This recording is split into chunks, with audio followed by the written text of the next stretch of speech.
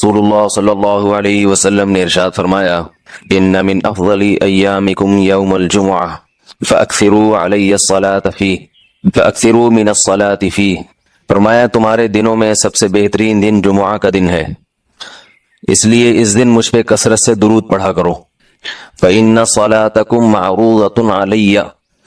اس لیے کہ تمہارا درود مجھ تک پہنچایا جاتا ہے۔ صحابی نے پوچھا یا رسول اللہ کیف تعرض علیک صلاتنا وقد ارمت، ہمارا درود آپ تک کیسے پہنچایا جائے گا جبکہ آپ جب دنیا سے جائیں گے قبر میں جسم آپ کا ختم ہو جائے گا تو ہمارا درود آپ تک کیسے پہنچے گا؟ تو آپ صلی اللہ علیہ وسلم نے فرمایا ان اللہ حرم علی الارض اجساد الانبیاء، اللہ تعالیٰ نے پیغمبروں کے جسموں پر زمین پر پیغمبروں کے جسموں کو حرام کر دیا، زمین کسی پیغمبر کے جسم کو کبھی ختم نہیں کرتی۔ تو یہ بھی امت کا اجماعی عقیدہ ہے کہ جتنے بھی انبیاء ہیں ان کے جسم بالکل سلامت رہتے ہیں۔ شہداء میں تو یہ بہت زیادہ مشاہدہ ہوتا ہے، بہت سارے شہداء کے جسم سلامت رہتے ہیں۔ تو ایک اور حدیث میں آپ صلی اللہ علیہ وسلم نے فرمایا من صلی علیہ صلاۃ صلی اللہ بہا عشرہ، جس نے مجھ پر ایک دفعہ درود بھیجا۔ درود کہتے ہیں نبی صلی اللہ علیہ وسلم کے لیے اللہ تعالیٰ سے خصوصی رحمت کی دعا کرنا، ایک ہوتا ہے عام دعا کسی کے لیے بھی رحمت، صلات کہتے ہیں خصوصی رحمت جو اللہ اپنے خاص بندوں پہ کرتا ہے۔ اس لیے صلات کا جو لفظ ہے نا، یہ درود اور صلات یہ پیغمبر کے علاوہ کسی کے لیے جائز نہیں ہے، کیونکہ یہ صلات خاص کس کے خاصہ ہے؟ یہ پیغمبروں کا۔ اس لیے ہم اللہم صلی علی محمد تو کہہ سکتے ہیں لیکن یوں نہیں کہہ سکتے اللہم صلی علی فلان۔ تو وہ صلی جو ہے نا، صلات یہ خاص قسم کی رحمتیں ہوتی ہیں جو اللہ پیغمبروں پر بھیجتے ہیں۔ تبھی قرآن میں آتا ہے ام حسبت ان اصحاب الکہف والرقیم، قرآن نے یہ کچھ تمہید بیان کی کہ یہ دنیا آزمائش کے لیے اور سب کچھ ختم ہو جائے گا جو قرآن کا اصل مقصود ہے۔ اب قرآن ایک واقعے کی طرف آتا ہے۔ مشرکین مکہ یہود و نصارہ سے بہت سی چیزیں سنا کرتے تھے اور یہود آ کے ان کو چپکے چپکے گائیڈ کرتے تھے کہ جس نے نبوت کا دعویٰ کیا ہے نا تم ان سے یہ سوال پوچھو، تم ان سے یہ سوال پوچھو۔ پھر یہود دیکھتے تھے کہ ہماری تورات کے مطابق جواب ملتا ہے کہ نہیں ملتا،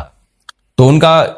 یعنی خیال یہ تھا کہ محمد صلی اللہ علیہ وسلم جواب نہیں دے پائیں گے تو ہم بتائیں گے دیکھو ہماری تورات میں تو یہ لکھا ہے، اگر یہ اللہ کے نبی ہیں تو یہ تو ہر آسمانی کتاب یہ واقعہ بیان کرتی ہے تو قرآن کیوں بیان نہیں کر رہا؟ تو یہودیوں نے آ کے مشرکین مکہ سے کہا، مشرکین مکہ نے نبی صلی اللہ علیہ وسلم سے سوال پوچھا۔ ان میں 3 سوال تھے، ایک روح سے متعلق جس کا سورہ بنی اسرائیل میں جواب دے دیا گیا، ایک حضرت ذوالقرنین سے متعلق کہ وہ کون سا بادشاہ تھا جس نے پوری دنیا پہ حکومت کی ہے، ان کا تذکرہ اللہ نے قرآن میں بیان کیا، اور ایک اصحاب کہف کے بارے میں۔ تو اب قرآن ان کے واقعے کو بیان کر رہا ہے۔ ام حسبت ان اصحاب الکہف والرقیم کانوا من آیاتنا عجبا، اے نبی آپ یہ سمجھتے ہیں کہ اصحاب کہف اور جبل والے پہاڑ والے لوگ، غار اور پہاڑ والے لوگ کیا ہماری نشانیوں میں سے بڑی عجیب نشانی تھے؟ کیا آپ یہ سمجھتے ہیں؟ یعنی یا تو اس کا جواب یہ کہ واقعی یہ نشانی تھے، یا یہ کہ یہ اتنی بڑی نشانی نہیں تھے جتنی بڑی اس کائنات کو بنا دینا بڑی نشانی ہے۔ اذ اول فتیتو، اللہ نے اس واقعے کو بیان کیا، اس وقت کو یاد کرو جب چند نوجوانوں نے ٹھکانہ پکڑا الی الکہف، ایک بڑے غار کی طرف، فقالو، پھر کہنے لگے۔ اب دیکھیں قرآن جب واقعہ بیان کرتا ہے نا تو سوال تو مشرکین نے اصحاب کہف کا پوچھا تھا، بتا دیا جاتا بھئی ایک زمانے میں اصحاب کہف تھے جو مشرک بادشاہ تھا جس کے ظلم سے تنگ آ کے وہ علاقہ چھوڑ کے چلے گئے اور 300 سال غار میں رہے اور پھر 300 سال کے بعد واپس آئے اور لوگوں نے پھر بڑی عقیدت کی، محبت کی، بس اتنا کافی تھا۔ لیکن قرآن واقعہ اس انداز سے بیان کرتا ہے کہ اس میں اسباق ملنا شروع ہو جائے، ہمیں اس میں اسباق ملنا شروع ہو جائیں۔ اب دیکھیں شروع کیسے کیا جا رہا ہے۔ کیا تم یہ سمجھتے ہو کہ اصحاب کہف کا واقعہ کوئی عجیب واقعہ ہے؟ یعنی اللہ کے لیے تو کوئی عجیب نہیں ہے، یعنی انسانوں پر گویا اللہ تعجب کر رہے ہیں کہ اس واقعے کو تم عجیب سمجھ رہے ہو، اور اس سے بڑے عجیب عجیب کام جو ہم نے کر دیے، پانی کے قطرے سے انسان کو بنا دیا اور اتنا بڑا نظام بنا دیا ہم نے کائنات کا، اس کو عجیب نہیں سمجھ رہے۔ تو یہ انسان کی بھی عقل ہے نا کہ ایک واقعہ عجیب و غریب ہو جائے تو اس پہ حیران ہو رہا ہوتا ہے، اور وہ پوری کائنات بن گئی اور انسان کا پانی سے وجود میں آ جانا، چونکہ یہ ہم اس کے عادی ہو چکے ہیں یہ منظر دیکھنے کے، تو یہ ہمارے نظر میں عجیب نہیں رہا، ورنہ حقیقت میں تو اس سے زیادہ عجیب کام اللہ کر چکا ہے۔ تو ایک تو سبق اللہ نے ہمیں یہ بتایا اس واقعے میں کہ یہ واقعہ اتنا عجیب نہیں جتنا اللہ کے دوسرے کام زیادہ عجیب ہیں۔ تو قرآن واقعہ بیان کرتا ہے اس انداز سے تاکہ ہمیں اس سے اسباق ملیں۔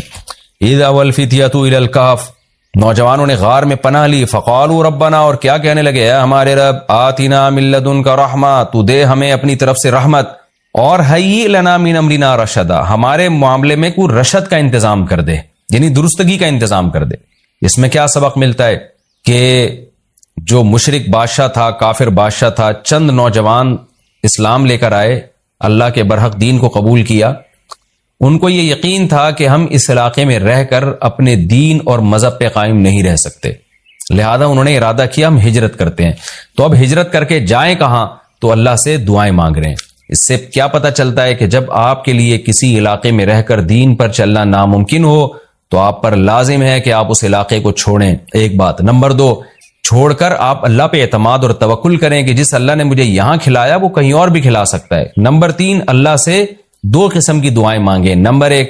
اے اللہ تو میرے لیے رحمت کا انتظام کر دے، یعنی اپنا رحم کر تاکہ تیری رحم کی وجہ سے ہمارے لیے معاملات آسان ہو جائیں۔ نمبر 2، تو ہمیں گائیڈ کر، ہیئ لنا من امرنا رشدا کا مطلب سیدھا راہ دکھا، ہمیں بتا کہ ہم نے جانا کہاں ہے، کس ملک میں اسٹے کرنا ہے، سفر کیسے کرنا ہے۔ یہ بالکل ایسے ہی ہے جیسے موسیٰ علیہ الصلوۃ والسلام سے غلطی سے قتل ہو گیا، تو اب مدین سے جب نکلنا تھا،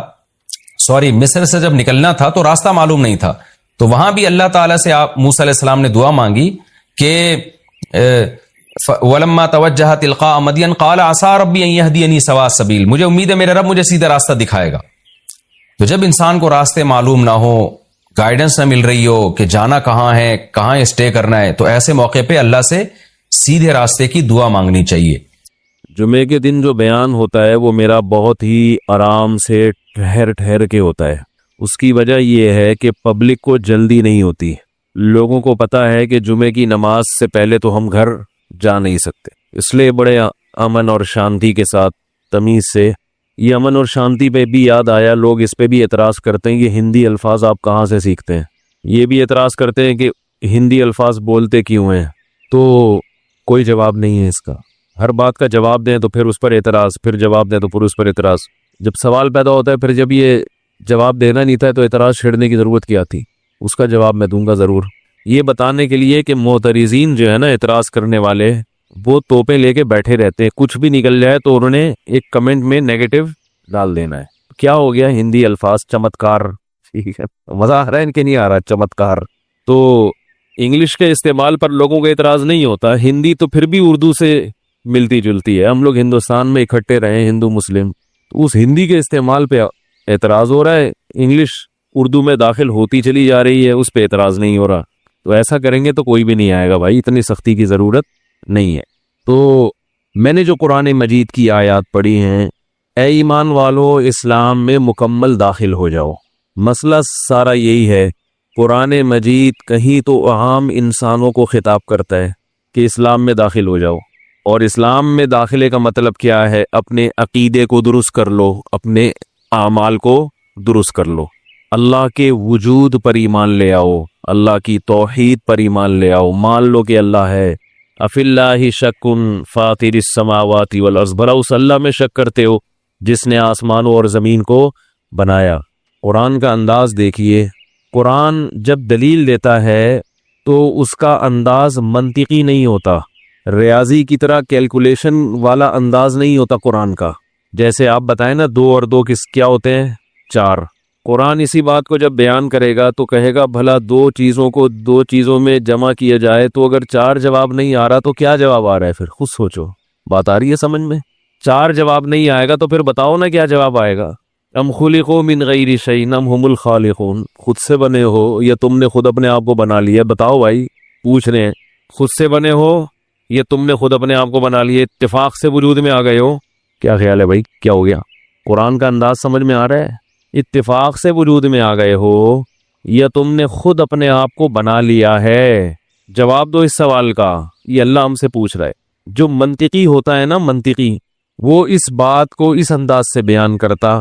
کہ ہم چونکہ مخلوق ہیں، ہم چونکہ ایک مادی چیز ہے، مادہ خود سے وجود میں نہیں آ سکتا، لہذا اس کو کسی نے بنایا ہے، یہ انداز ہوتا ہمارا۔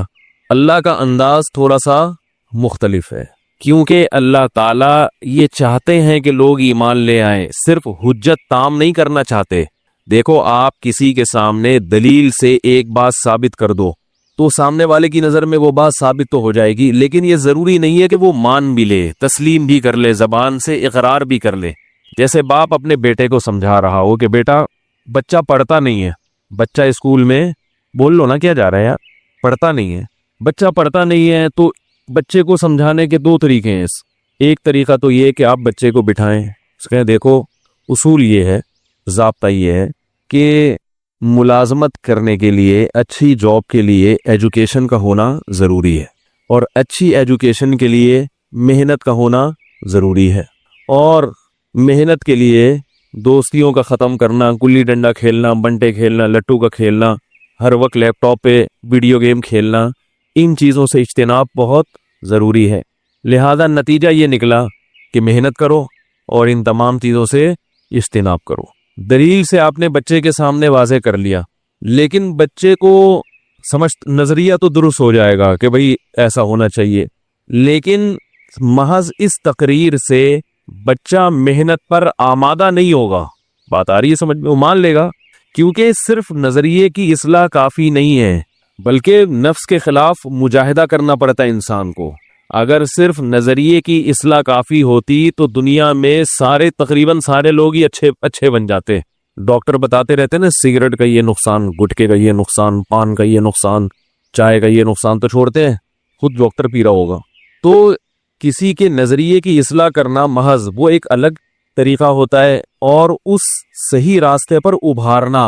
اس کی یعنی اس میں ایسا جوش پیدا کر دینا کہ وہ اس کے لیے تیار ہو جائے، یہ بالکل ایک الگ انداز ہے اس کا۔ تو الحمد سے لے کے والناس تک قرآن مجید کا جو انداز بیان ہے وہ محض عقیدے اور نظریے کی اصلاح والا نہیں ہے کہ 2 اور 2 4 = 2 + 2 = 4، یہ والا نہیں ہے، بلکہ وہ ایسا ہے کہ آپ کا ضمیر آپ کو ملامت کرنا شروع کر دے اور آپ سیدھے راستے پر آنے کی فکر میں لگ جائیں۔ تو اب یہی باپ اگر یہ چاہے گا کہ میرا بچہ سیدھے راستے پر آ جائے، تو پھر باپ کے سمجھانے کا اسٹائل تھوڑا سا ڈیفرنٹ ہوگا، ٹھیک ہے؟ اور یہ میرا بھی اسٹائل تھوڑا سا ڈیفرنٹ اسی لیے تاکہ میں بھی آپ کو کیا کروں، سمجھا دوں، ورنہ یہی بات اگر میں سادہ انداز میں جو 2 اور 2 4 کی طرح کہوں تو آپ بور ہو کے چلے جائیں گے۔ تو ہم بھی یہ چاہتے ہیں کہ بات آپ کے دل میں اتر جائے، اس لیے ہم نے بھی تھوڑا سا ڈیفرنٹ اسٹائل اختیار کیا ہے۔ تو ابا جو ہے نا وہ الگ انداز سے سمجھائے گا بیٹے کو، بولے گا دیکھو بیٹا محنت نہیں کی بڑا نقصان ہوتا ہے، فلاں کے بچے کو دیکھو کیا حال ہوا اس کا، مثالیں زیادہ دے گا، تھیوری کم پیش کرے گا۔ فلاں کو جانتا ہے اس نے کیا کیا، دیکھ وہ تیرا بڑا بھائی ہے چھولے بیچ رہا ہے آج کل، اس کو دیکھ جا کے، کیونکہ آپ کو پتا ہے کہ بچے کو اتنی بات تو معلوم ہے کہ محنت نہ کرنے کا نقصان ہوتا ہے، مگر یہ دل میں نہیں اتر رہی اس کے، تو آپ مثالیں زیادہ دو گے، تھیوری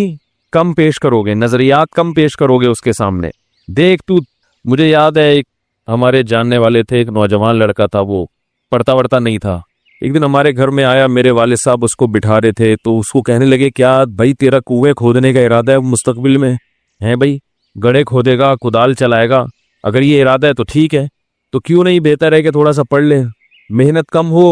اور ارننگ زیادہ ہو۔ جو بڑے، اس کا یہ مطلب نہیں ہے کہ بھائی جو بیچارہ کنویں کھود رہا ہے وہ ناکام ہے، میں صرف ایک مثال سے سمجھانے کی، بہت سے کنویں کھودنے والے جنت میں ہوں گے، بہت سے پڑھے لکھے جہنم میں ہوں گے، لیکن آپ سمجھانے کے لیے، دنیاوی کامیابی کے لیے آپ اس کو مثالیں دیں گے، مختلف طریقوں سے دھمکیاں بھی دیں گے، آپ اس کو لیں گے بیٹا دیکھ آج تو نے اسکول سے چھٹی کر لی، میں نے برداشت کر لیا، کل اگر چھٹی کی نا تو یہ دیکھ رہا ہے، ایسے کہتے ہیں نا، یہ دیکھ رہا ہے، یہ 5 انگلیاں تیرے منہ پہ چھاپ دوں گا میں، صحیح ہے نا؟ یہ اسٹائل ہوتا ہے دھمکیوں کا۔ تو دھمکیاں بھی دے گا، لالچ بھی دے گا کہ بھئی اگر تمہارے امتحان میں نمبر اچھے آ گئے تو چلیں گے مری گھومنے پھرنے کے لیے، نتھیا گلی میں بندر دیکھ کے آئیں گے، کیونکہ ہم ابھی نتھیا گلی میں بندر ہی دیکھ کے آئے ہیں۔ ایسے موقع پہ نتھیا گلی گئے ہیں کہ نہ گرمیوں کا سیزن تھا، نہ برف پڑی ہوئی تھی، بچوں نے کہا برف دکھا دیں، تو وہ گئے، برف بھی نہیں تھی، تو پھر بندر ہی تھے، ہم نے وہی دیکھے، ہم واپس آ گئے، اور افسوس ہوا کہ جیسے اسلام آباد پہنچے مری میں برف پڑ گئی، ہم نے کہا یار اب تو نہ برف دیکھی نہ گرمیوں کی۔ تو خیر، اللہ تعالیٰ قرآن مجید میں بندوں کو سمجھانے کے لیے جو طرز بیان اختیار کرتے ہیں اس سے محض نظریے کی اصلاح نہیں ہوتی، بلکہ انسان میں ایک جوش اور جذبہ پیدا ہوتا ہے۔ تبھی تو قرآن بیان کرتا ہے وَإِذَا سَمِعُوا مَا أُنزِلَ إِلَى الرَّسُولِ تَرَىٰ أَعْيُنَهُمْ تَفِيضُ مِنَ الدَّمْعِ، فرمائیے غیر مسلم جب دل کی گہرائیوں سے قرآن سنتے ہیں، دل کی مخالفت کی نیت سے نہیں، ضد اور ہٹ دھرمی کی نیت سے نہیں، بلکہ نیوٹرل ہو کے کہ ہمیں سیدھا راستہ مل جائے، فرمایا جب یہ اس نیت سے قرآن کی آیات سنتے ہیں تَرَىٰ أَعْيُنَهُمْ تَفِيضُ مِنَ الدَّمْعِ، تم دیکھو گے کہ ان کی آنکھیں آنسوؤں سے بہتی چلی جا رہی ہیں، بہتی چلی جا رہی ہیں، ان کے دل پہ اس قدر اثر ہوتا ہے۔ غیر مسلم کی بات کر رہا ہے قرآن، حالانکہ آپ 2 اور 2 4 کی طرح اگر کسی چیز کو دلیل سے ثابت کر دو تو محض وہ مان لے گا ہاں بھائی آپ سچ کہہ رہے ہو، میں غلط تھا، روئے گا تو نہیں۔ دیکھو جب مناظرے ہوتے ہیں، مناظرے دیکھے ہوں گے نا آپ نے، 2 فریق بیٹھتے ہیں، ادھر غیر مسلم اور مسلم بیٹھا، ادھر دیوبندی بریلوی بیٹھے، ادھر دیوبندی اہل حدیث بیٹھے، ادھر فلاں وہ 3 طلاق کو ایک کہتا ہے، وہ 3 کہتا ہے، وہ یوں کہتا ہے، وہی بیٹھے، مناظرہ ہوا تو مناظرے میں ایک فریق جیتتا ہے، دوسرا ہار جاتا ہے، کیا خیال ہے؟